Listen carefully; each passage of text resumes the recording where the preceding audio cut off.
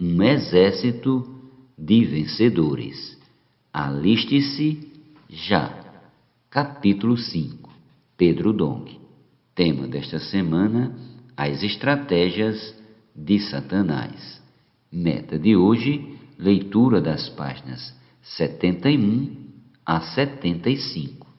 Nossa subsistência e a estratégia de Satanás. Existem 3 estratégias básicas que Satanás usa para enganar e derrotar o homem. Elas são registradas em Mateus 4, quando Jesus foi tentado por ele. Leamos Mateus capítulo 4, versículos do 1 ao 4. A seguir, foi Jesus levado pelo Espírito ao deserto, para ser tentado pelo diabo. E depois de jejuar 40 dias e 40 noites, teve fome. Então o tentador, aproximando-se, lhe disse: se és filho de Deus, manda que estas pedras se transformem em pães. Jesus, porém, respondeu: está escrito, não só de pão viverá o homem, mas de toda a palavra que procede da boca de Deus. A primeira estratégia do diabo para enganar o homem é utilizar suas necessidades básicas, é explorar sua sobrevivência. O corpo que Deus nos deu precisa ser mantido vivo, mas para isso precisamos atender às necessidades básicas de subsistência. Assim, necessitamos comer, beber e nos vestir. São essas 3 necessidades que causam ansiedade no homem. O homem fica intranquilo pensando no dia de amanhã, nessas 3 necessidades e nas contas que precisam pagar, isto é, nas muitas responsabilidades de sobrevivência. Em Gênesis capítulo 3, versículos do 17 ao 19, lemos acerca da origem dessa preocupação. E Adão disse: visto que atendeste à voz de tua mulher, e comeste da árvore que eu te ordenara não comesses, maldita é a terra por tua causa. Em fadigas obterás dela o sustento durante os dias de tua vida. Ela produzirá também cardos e abrolhos, e tu comerás a erva do campo. No suor do rosto comerás o teu pão até que tornes a terra, pois dela foste formado, porque tu és pó, e ao pó tornarás. Vemos que, após a queda, para o homem poder suprir seu corpo físico, ele precisa do sustento que vem da terra. Contudo, a terra foi amaldiçoada por causa da queda do homem, de sua desobediência a Deus. O homem passou a atender a outra voz, a outro comando que não era o de Deus. Portanto, no suor do nosso rosto é que obtemos o pão de cada dia. A luta pela sobrevivência não é fácil. Desde criança, precisamos estudar, precisamos aprender alguma habilidade para depois ter uma profissão. E mesmo estudando, não é fácil achar emprego. Mas Satanás, o diabo, usa essa necessidade para nos distrair e nos levar a nos perder no caminho. Por causa do sustento, esquecemos para que fomos feitos. Lembre-se, você foi feito para lutar pelo reino de Deus, mas essas coisas básicas nos tornam tão ansiosos que perdemos nosso alvo. Acabamos gastando as 24 horas do dia pensando no sustento e na sobrevivência. Deus não nos criou apenas para batalharmos por nossa sobrevivência. Em Mateus 6 lemos: por isso vos digo, não andeis ansiosos pela vossa vida, quanto ao que haveis de comer ou beber, nem pelo vosso corpo, quanto ao que haveis de vestir. Não é a vida mais do que o alimento, e o corpo mais do que as vestes? Observai as aves do céu, não semeiam, não colhem, não ajuntam em celeiros, contudo vosso Pai Celeste as sustenta. Porventura não valei vós muito mais do que as aves? Qual de vós, por ansioso que esteja, pode acrescentar um côvado ao curso da sua vida? E por que andais ansiosos quanto ao vestuário? Considerai como crescem os lírios do campo. Eles não trabalham nem fiam. Eu, contudo, vos afirmo que nem Salomão, em toda a sua glória, se vestiu como qualquer deles. Ora, se Deus veste assim a erva do campo, que hoje existe e amanhã é lançada no forno, quanto mais a vós outros, homens de pequena fé. Portanto, não vos inquieteis dizendo: que comeremos, que beberemos, ou com que nos vestiremos? Porque os gentios é que procuram todas essas coisas, pois vosso Pai Celeste sabe que necessitais de todas elas. Buscai, pois, em primeiro lugar o seu reino e a sua justiça, e todas estas coisas vos serão acrescentadas. Versículos do 25 ao 33.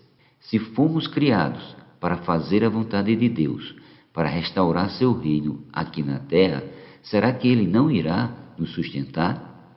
Não adianta você ficar ansioso quanto ao futuro. Você não irá aumentar um côvado no curso de sua vida. Creia em Deus. Não fique 24 horas ocupado com seu sustento. Nosso Pai sabe de que necessitais. Vamos pôr em primeiro lugar em nosso coração o reino de Deus. Quando começou seu ministério, o Senhor Jesus saiu para pregar o evangelho do reino, e assim como foi com ele, pregar o evangelho do reino deve ser a primeira coisa que devemos fazer. Devemos pregar a boa nova de que Deus enviou Cristo à terra para restaurar a ordem.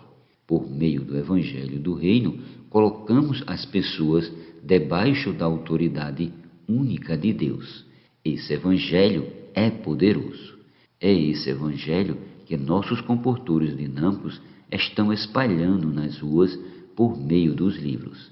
Eles possuem um espírito de guerra, trabalhando até tarde da noite.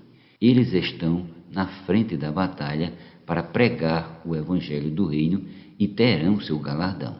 Quanto a nós, devemos orar por eles em vez de ficar todo o tempo preocupados com o dia de amanhã. Mateus 6,34.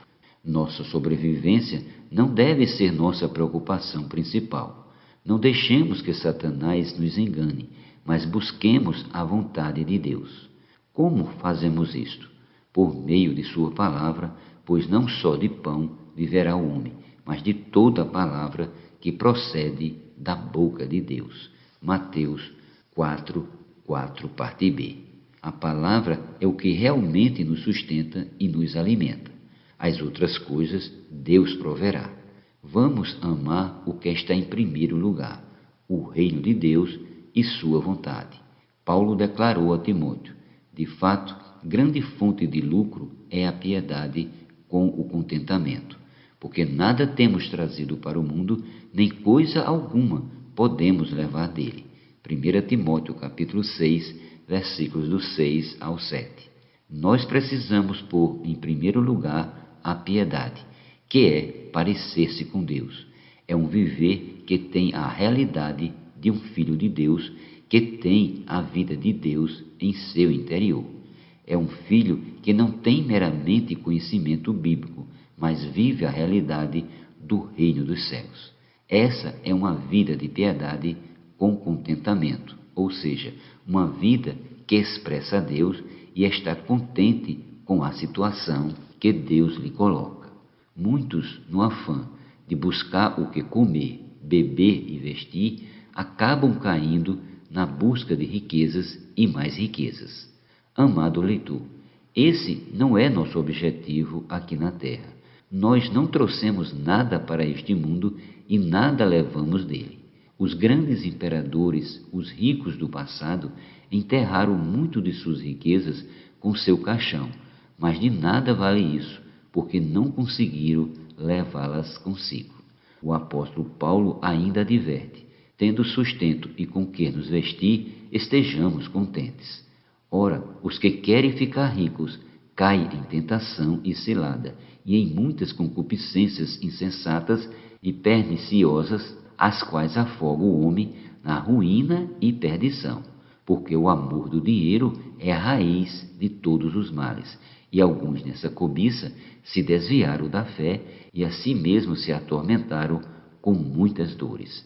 1 Timóteo capítulo 6, versículos do 8 ao 10. Sejamos contentes, porque do contrário iremos cair na cilada do diabo. Se o Senhor lhe deu riqueza, dê graças a ele e aplique-as do reino de Deus.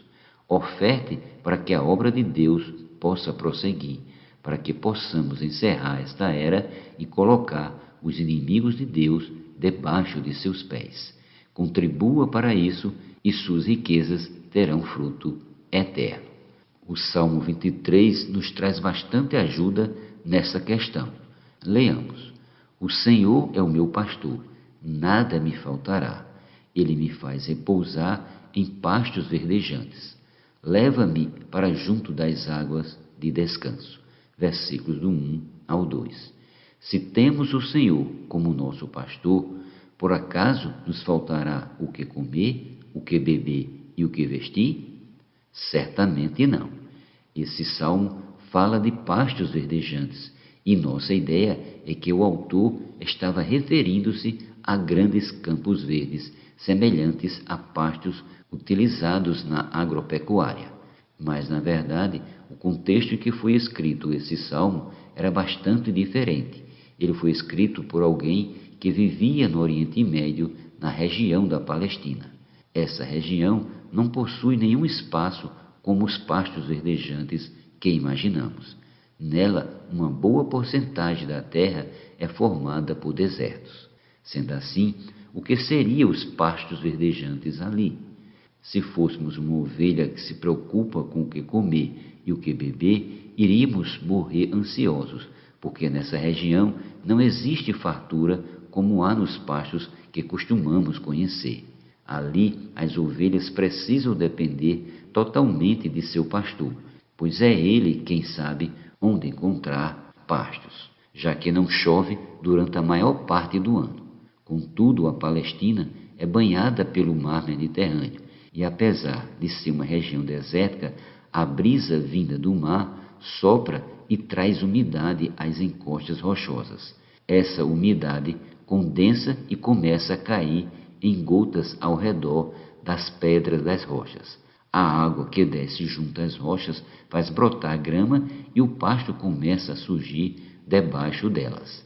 Então, o pastor que tem olhos refinados encontra os pastos e leva seu rebanho para se alimentar ali.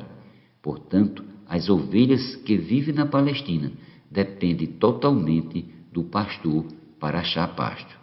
Assim é o Senhor conosco. Nós não precisamos preocupar-nos, pois temos o Senhor como nosso bom pastor. Ele sabe onde há pasto, sabe onde encontrar nosso alimento e também as águas de descanso. Se você confia com a simplicidade e a pureza devidas a Cristo em Deus, seu pastor, ele não vai deixar faltar-lhe nada, seja material ou espiritualmente. Ele fartará sua alma e seu espírito.